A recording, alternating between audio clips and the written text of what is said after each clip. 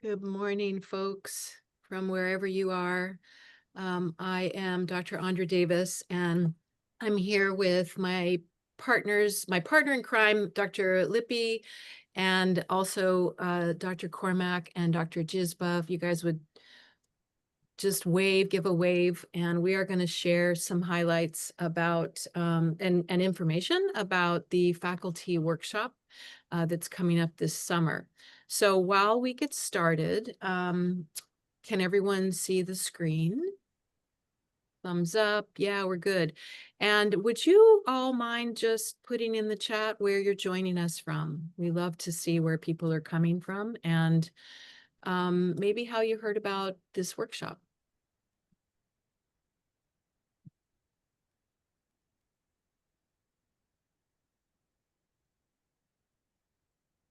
Okay. So I think we can, while you're doing that, we can go on. Okay, so we have folks from, yeah, let us know where you forwarded from a colleague. We're wondering if a bunch of you are here because you heard about it from past participants, we think. And that would be really awesome. Okay. All right, I think we can go on to the next slide. We just want to share our disclosures. Dr. Lippy and I are co-investigators with the ELNEC consortium, that work. And we are also supported through the Cambia Health Foundation to support schools of nursing to integrate palliative care into their programs. And also the workshop is partially funded by Dixon, as well as support from University of Portland and others. So we will tell you more about that in just a second. So what we're hoping to do today is share with you, describe a little bit, give you a flavor of what the workshop is. I see there's at least one person here who was at the workshop last summer, so you can feel free to add any commentary as we move along. So we're going to talk about the workshop and give you an overview of the application process. We already have several completed applications in. It's been open for maybe a week, and give you a little bit of high level feedback because we're looking at longitudinally what has been the impact for past participants. So to begin, we have a short little clip of last summer's workshop to whet your appetite. We have 39 states and Puerto Rico represented in the room today. It's just truly amazing to have you here. This experiential lab around grief, loss, and bereavement. I wore my life out almost as an armor. I didn't know that I could have grief as a healthcare professional. I just had never been taught. Are we talking about this with our students? These pioneers in palliative care have given us a toolbox to make something happen. These 2 days, two of the most meaningful days of the year. I went from fearful and anxious about caring for patients with life-changing illnesses to now feeling empowered.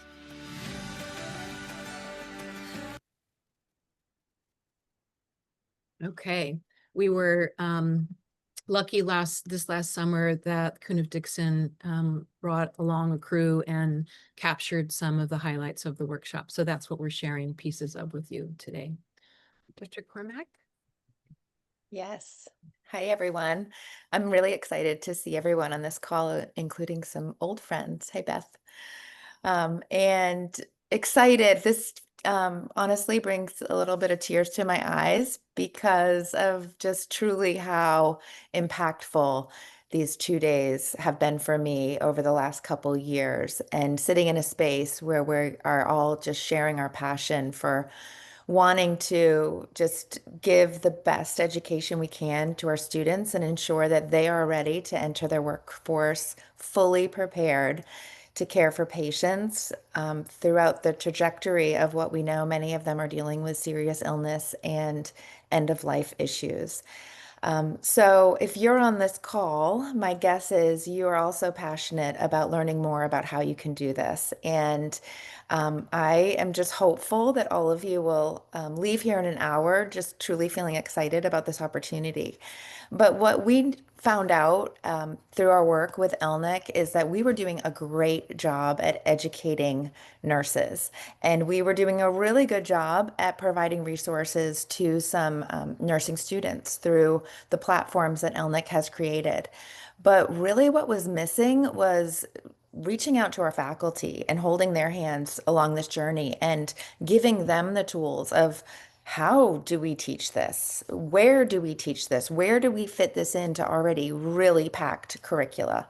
So, what we're hearing from participants that have been with us for the past 2 years is that they are walking away truly with some very tangible tools at they can go back to their organizations and share with their colleagues how they can do this and do this really well.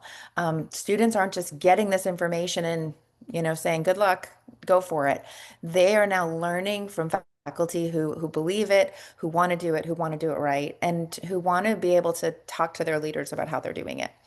So we have used some really important guiding documents, and I think that's on the next slide. All of you are very familiar with certainly the essentials and probably also why you might be here today, because we know that when these new essentials were created, gosh, now 5 years ago, which is crazy, we included, or they included, hospice, palliative, and supportive care as one of the only 4 spheres of care, basically saying that this was not only the right thing to do, which we all know it's the right thing to do, but it's a must. It is a necessity to include in nursing education. So the creators of this content and the creators of certainly this workshop have been very methodical in ensuring that what we're offering to students is very much in line with what the essentials tell us we have to include. And I think that speaks. It speaks to faculty. It certainly speaks to leaders of academic centers that are saying, why are you teaching this? What is the reason? Well, the reason is it's because it's part of our blueprint. It's part of these essential guiding documents. And we have, after the first year, decided to really be intentional about speaking to both the undergraduate and the graduate faculty, because we know that in the essentials, this is also divided among what's necessary for undergraduate and what is necessary for graduate.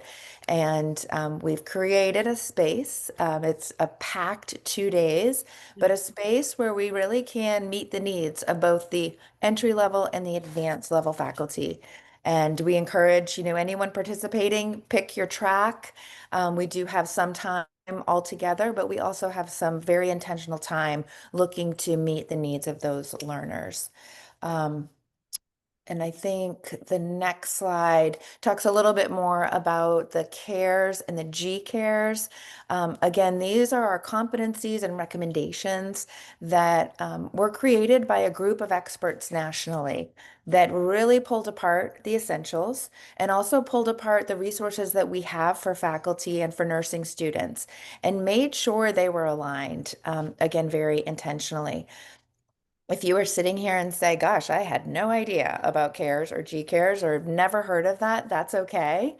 We will certainly, you will feel very prepared leaving this workshop with these documents and taking these back to your organizations, because they are really helpful. And if you are not aware of them or not familiar with them, that's okay. We would love you to kind of look for them, or I'm sure we could provide you with some links, and over the next few months maybe gain more familiarity with them and kind of start thinking about how can I use these in my own teaching? How can I use them as I'm talking to my leaders in my organization about doing this work? Because they're there for you, and that's part of this. We just want to share these resources and get you more comfortable and familiar with them. Sorry, I feel like I'm talking really fast, but I hope that was helpful. Very helpful. Thank you. So our next little video we want to show you is to kind of set the stage for why would you want to maybe come to this workshop? So we'll watch this little clip. Here's my question for everyone in the room. On your very first day of nursing practice, how many of you felt prepared and knowledgeable and confident to care for seriously ill and dying people? Raise your hand. But now look around this room and imagine the possibilities of how we can change all of that reality. We know that feeling unprepared to provide palliative care can increase the risk of burnout, turnover, and really impact job satisfaction. So we want to talk about lots of creative, innovative ways to tend to our spirits and to the souls of our students as well as their brains, and make room for growth and grace. Thank you very much.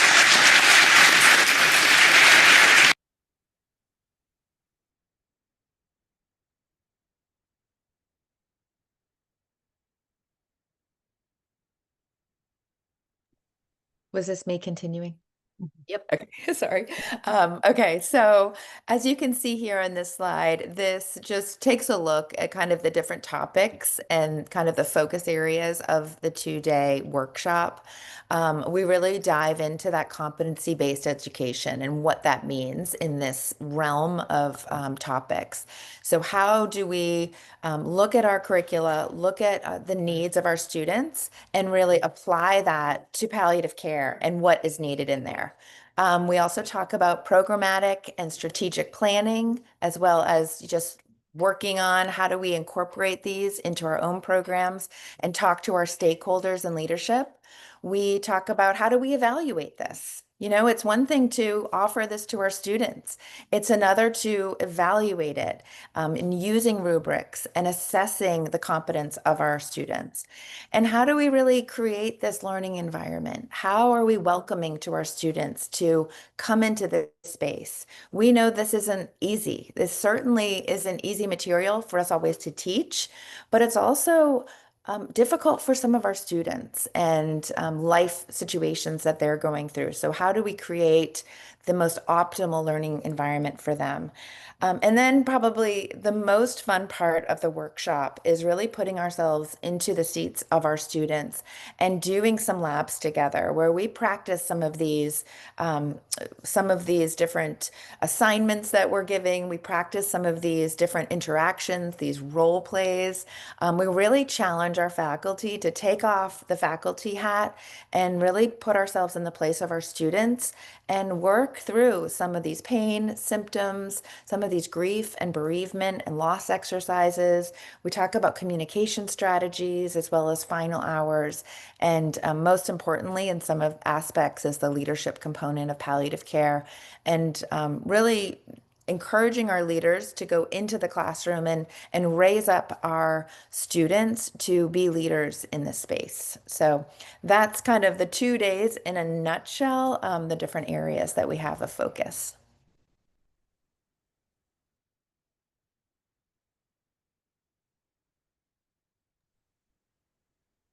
Okay, that's me. Just a quick overview of our participants. I can't stop looking at these pictures of everyone having such a good time because it's a really good time. So all these smiles are not, we are just squinting into the sun in these pictures. So in 2024, had 107 participants, great state diversity. 2025, bigger uptick in participation.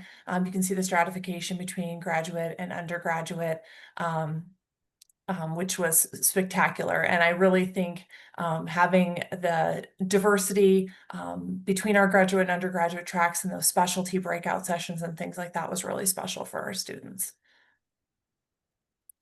Going ahead. So we ask students before they come to, or faculty before they come to this workshop, to set some goals, which is great because, you know, we're all into research and then we can figure out what everyone's trying to achieve and whether we've met our outcomes. What we learned is that faculty really want to understand how to integrate primary palliative care concepts into their curriculum, scaffolding, and integrating across didactic, clinical, simulation, aligning with the AACN essentials.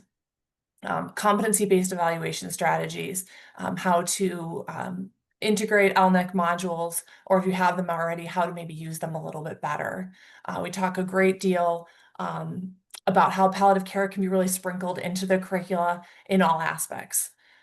Next, we highlight teaching strategies, and people really wanted to, concrete teaching strategies that they can take away from the workshop, take home and start using immediately. We talk about creative, active learning, or creating active learning strategies that excite and engage our students, whether they are in a classroom, whether they are online, whether they are traditional or non-traditional students. We're very collaborative in sharing our strategies. We come with strategies to share with faculty, and we are so impressed when other faculty have, great ideas as well, and we can all work together to meet our educational needs. And then I think, networking was a goal for so many people, and I feel like that was the shining star of the workshop. I feel like the networking was amazing. You're in a same space, just bathed in all the love and support of those with a shared interest in palliative care principles and really wanting to learn this. We talk about how to advocate for palliative care education in your institution, and as Carrie mentioned and Andra mentioned, really come back and be a leader at your facility.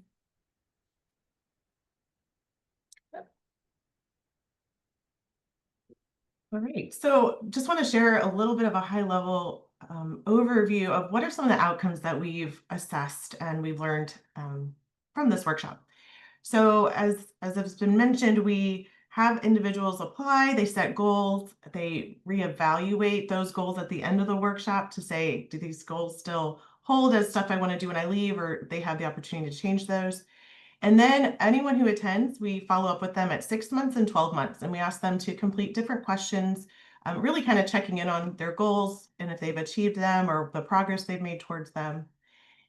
But across these, we've now had the first cohort has completed all of their surveys, and we just got our last year's participants. They just completed their 6-month surveys. So you're going to see a mix of information from these. For both groups across the 2 years, when we look at different outcomes before the workshop to immediately after, we see very significant growth in faculty's comfort in teaching palliative care, their perceived competence in teaching this, how their thoughts on the ability of students to learn palliative care, they increase, and they're feeling that that is something students are able to do. There's a big growth in their thoughts on the responsibility of nurses to provide palliative care.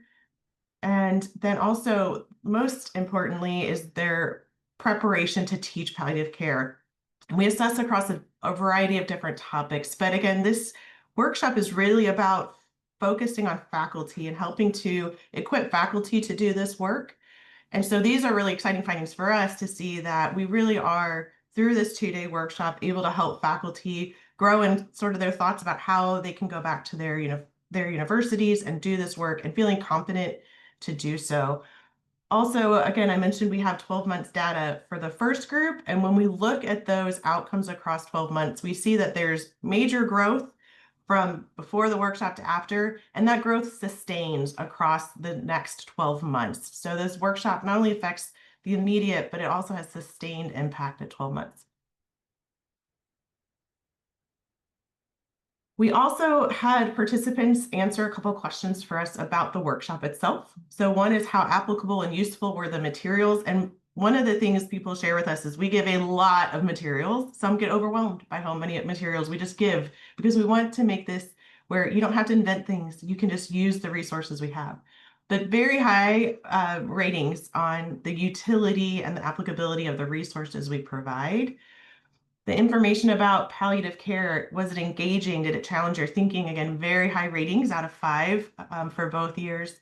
And then on a scale of 1 to 3, we ask, what extent did the workshop meet the objectives that we set forth? And those are listed on the website, where there's a lot of information about the workshop.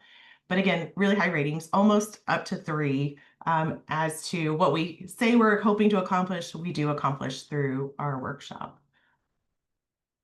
And then also, it's not only about preparing faculty, we also want to make change in curricula, we really want to, again, help faculty figure out how do we teach this to students, that when, where, why, how, all of those things.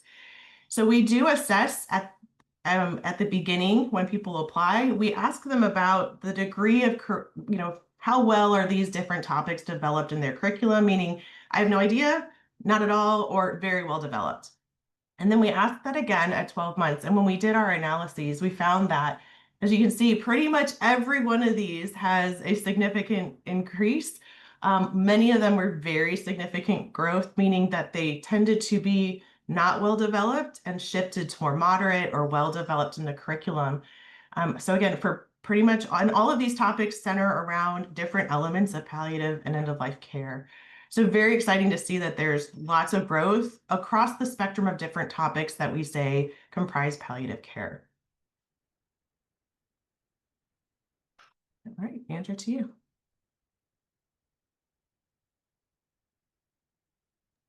I have to remember to unmute myself.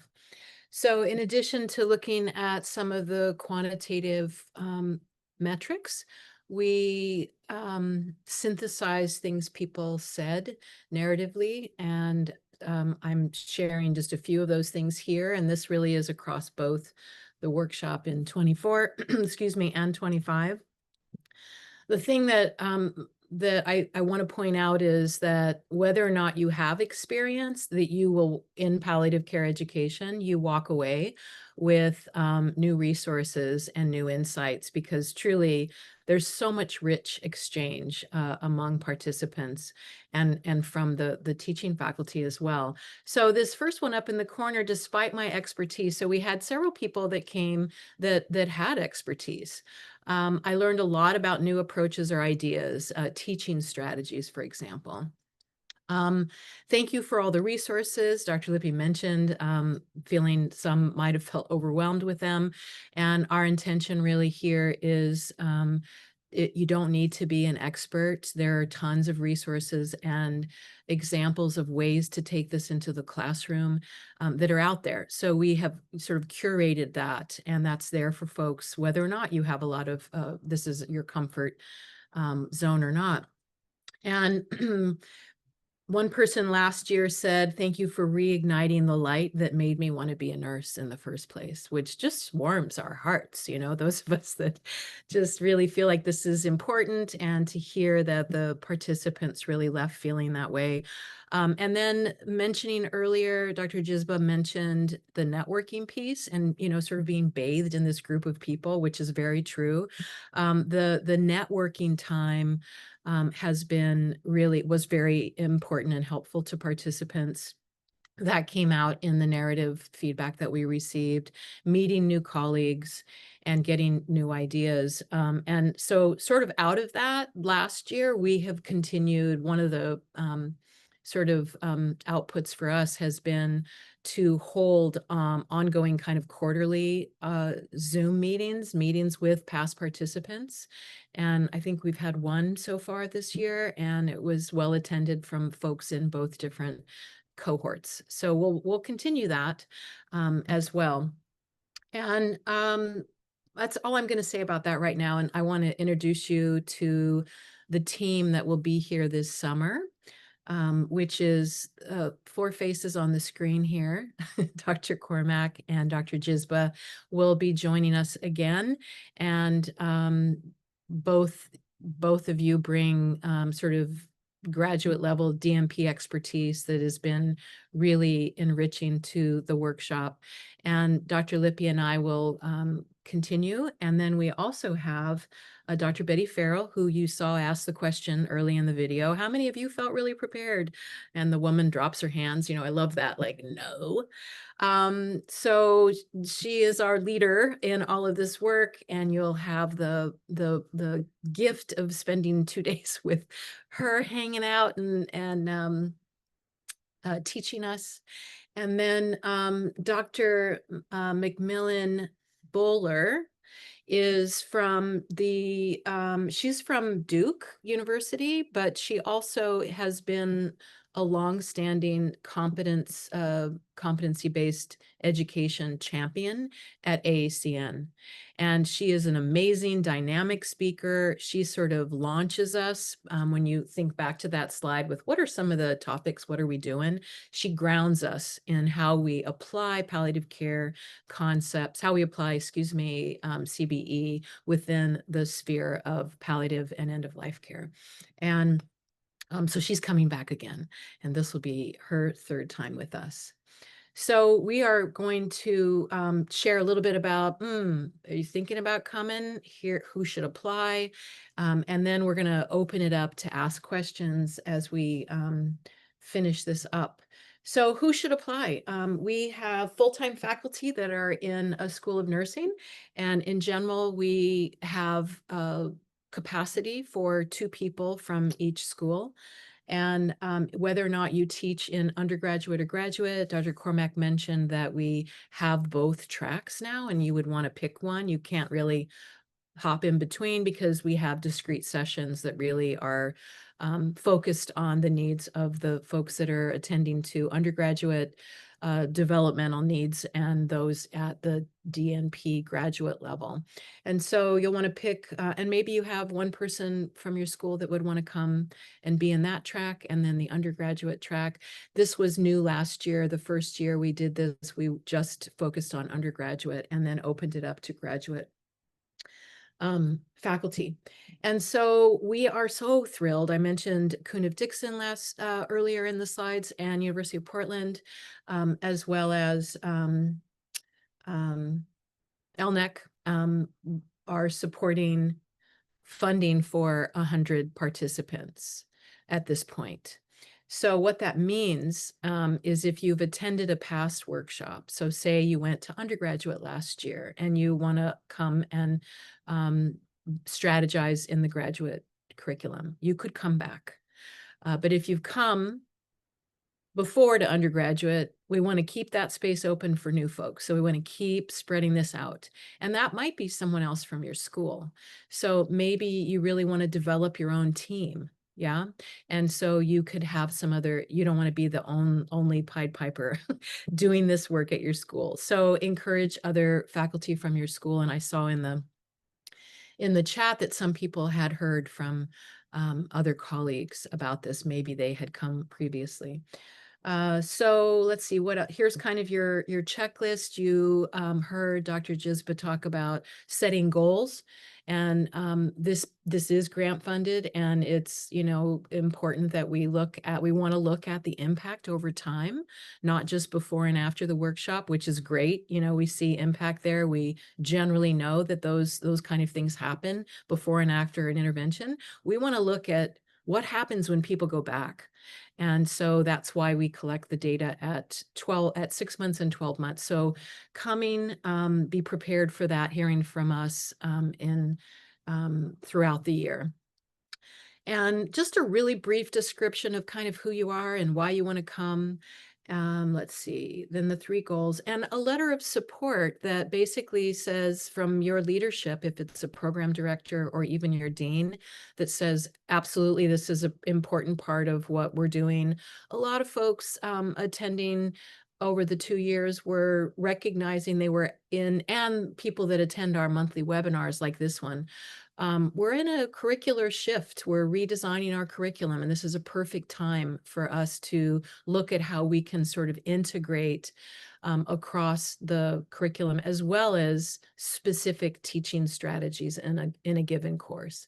So we want to hear that your faculty, leaders, administrators support what you're doing.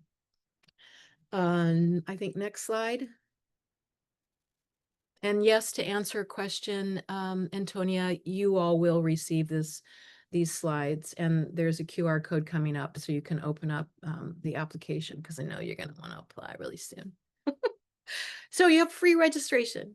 We will, you'll have continuing education credit. I don't remember how many those are. Maybe Andrea remembers.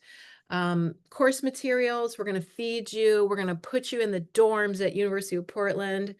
You saw pictures of our campus. It's a beautiful campus. This has just been a joyful opportunity for our school to host these folks from around the country. And it's fun to be in the dorms. So let's see, what else? Networking, again, that's just a common thread throughout all what we've been talking about. You're going to discover new resources, get new resources, and share your exemplary work. So many people that have come here are already doing really cool things. So we have a mechanism for you to share some of that, that maybe we want to, do we want to share that now, Megan? Posters? Yeah. I'm not hearing you, but yeah, just nod. Yeah, okay. So the one thing we're not covering is, 13 CEs, thank you. The one thing that the grant can't cover is getting you here. So if you're East Coast, we recognize then that there is a fee, there's an expense, I should say, for you to get here. So one of the things that we have strategized is oftentimes there's administrative support for if you're presenting somewhere. Yeah. So we have the opportunity for you to create a poster that will share your work with other participants. And so that might give you a mechanism to seek travel funding. Okay, next slide, I think. Okay, so we've heard a little bit already about what the sort of key metrics were over time. Some of the other things that have been really important is that folks have really left. So the 6-month data, without getting in the weeds of it, but the 6-month data we saw developmentally, faculty were excited about the curriculum. They were really focused on strategies for integrating into specific courses and teaching strategies. And in fact, we heard more about that. Like, we'd love more examples of that in future workshops.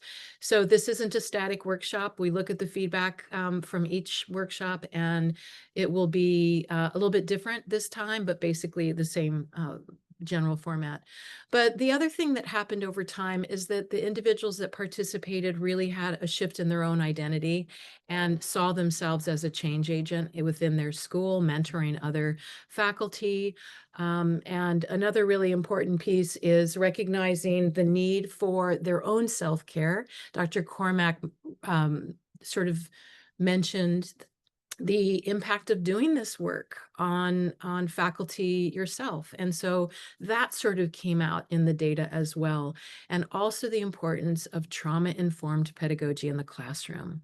So it was for us that sort of had these sort of big picture goals. We really are seeing that over time, there is an impact. And then at 1 year, the change sort of, the shift sort of, while everybody is at different stages of implementation at their own schools, there was an interesting shift towards, like, we really need to look at evaluating how we're doing this. And so that's something that we do talk about at the workshop. And because it seems to be showing up a year later, it feels like one of the things that we can support is through these ongoing cohort webinars, really coming back to that, because now it is something that is really in front of their radar, is like, how are we going to go about curricularly evaluating this and within a course? So we'll circle back to those kinds of things. And on our webinars. Okay, I think that's really all I need to say about that. And we have, would you just go to the next slide first real quick? Yeah. And the slide that's going to come up are 2 QR codes that are for the workshop. And also, I just want to mention the faculty corner is also an outgrowth of this grant work that we have been privileged to do. And it is a website housed within AACN. And if you Google AACN or ELNEC faculty corner, you'll get right to it. There it is. Thank you. And here's where we have past webinars. I mentioned that we do monthly webinars to support faculty. So whether or not, you think you're going to be able to come, I didn't even mention the dates, the 16th and 17th. I think that showed up on one of the slides maybe, of July, which is teamed up with a local jazz festival that's free in the neighborhood of where we will be. So I like to mention that. There it is, the faculty workshop. So on this website, we also have curated teaching strategies that people have shared with us from around the country. And evaluation, we have a link to evaluation tools. So without going into all of that, I just want you to know that this is a free source of all kinds of resources for you as well as you can apply. So you can, the faculty workshop here pretty much just says everything that most of what I just kind of explained. And then back to, enjoying the pictures, Teresa, there's this running show of photographs here at the end of this website. But you can apply right through there. So basically, figure out a few goals that you want to take back with you, pursue getting a letter of support from that key individual at your school. Consider a poster. You do not need to submit a poster as part of your application. Those people that are brought in, that are accepted, basically will let you know and say, oh, great, if you want to do a poster, here's the timeline for that. So don't worry about that. I just wanted you to know that that is an option. Okay, now I think we have a last little teaser, and then we'll open it up for questions.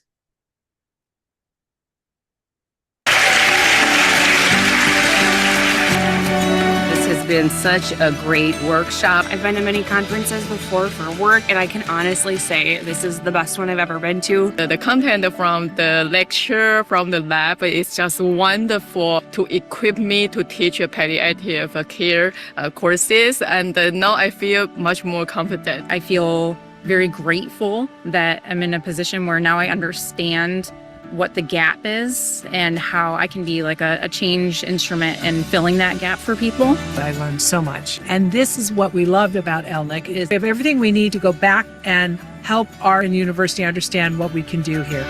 Looking out at all these people that want to integrate this, that we don't have to do it alone. It feels very rewarding to be leading that.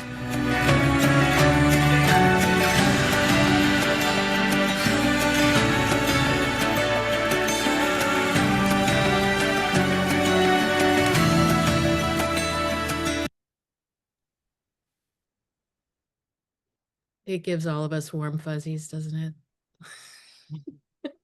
Okay, I think you will get these slides. Oh, I mentioned that already. I think the last slide is some references, but we have some time. If you have specific questions, you want to open the mic up or put it in the chat. We're all here. So the question is, there a due date for the application, or is it a rolling? It is sort of a first come, first serve.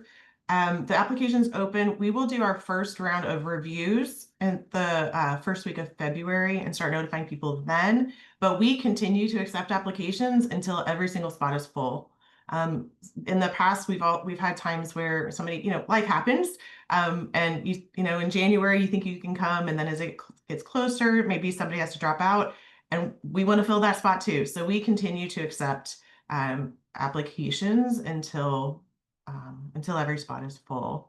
And then we also even have a wait list so that, again, if something happens, we can let people know.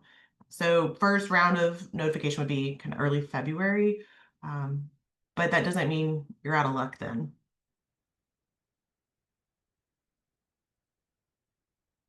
And I don't know if we've mentioned it. One thing is that we accept 2 faculty per school. That can be 2 for undergraduate track, 1 for undergrad, 1 for graduate, 2 for graduate if they want.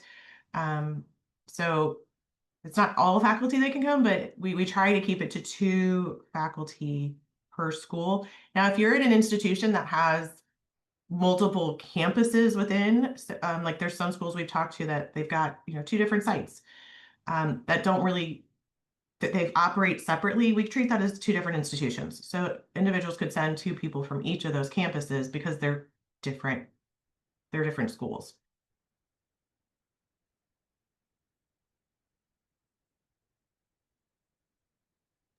Can I say something too? I just wanted to encourage you, if you are kind of a solo faculty, consider approaching leadership. We love it when we have members of like leadership, whether it's deans, associate deans, advisors, program directors in the audience, because I think this, as much as it benefits actual faculty teaching in the courses, when we've had those individuals there, it really helps them kind of their buy-in for why this is essential. So not looking to take away seats from actually faculty doing the work, but if you did have a leader that was more in maybe an administrative seat but was interested in this, we welcome them as well. Thank you. It's a good point. And you don't have to be a palliative care expert. We've mentioned that, but we had faculty who were across the spectrum. Some who were sort of in a, I've been voluntold to lead the essentials work related to the sphere, but I don't know palliative care. We provide resources before the workshop to even help fill that knowledge gap about what is palliative care. But then we have people who are experts. So it's not, I mean, you can be anywhere along that continuum.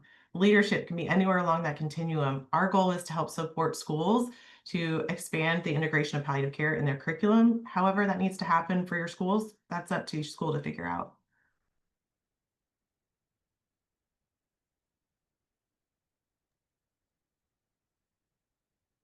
Other questions? Wow. We ended a little early. That's nice. Everybody gets a little time back. Okay. Yay. Portland is a beautiful place to be in the summer too. Little plug. Some of I will say, my Portland peeps are on this call. I do joke lovingly that this is like some of my 2 favorite days of the year, but it feels like palliative care summer camp. Like we all go together to a university, we spend days together with people who are our friends and colleagues. And it's just a fun time together, but you know, staying in the dorms, it's fun. It feels like summer camp though. So I also want to put a plug for, I think Andra mentioned this, but the Jazz Festival Friday night. So when you're booking your trip after your application gets accepted, definitely don't fly out till Saturday or Sunday, because we were able to do this year 1 and it was truly a highlight of the weekend. So very fun. Great to see everyone on here. Thank you so much for your interest. And we are all, and these 2 leaders are fabulous resources for any additional questions. Thank you, everyone. Oh, there's Cheryl.